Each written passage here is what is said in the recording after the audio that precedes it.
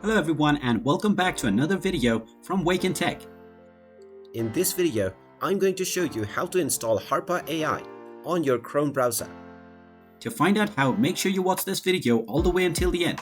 And before we begin, just hit that like and subscribe button real quick and let's get started. First of all, you will want to open up your web browser. So go ahead and open it up.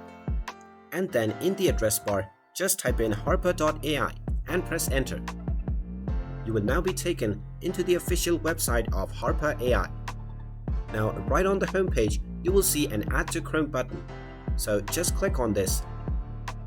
And this will redirect you into the Chrome Web Store page for Harpa AI.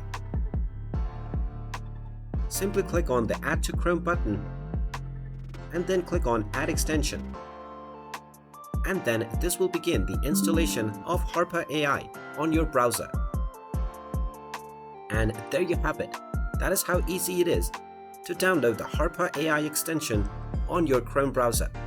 If you find this video helpful, make sure you hit that like button and subscribe to our channel if you haven't done so already.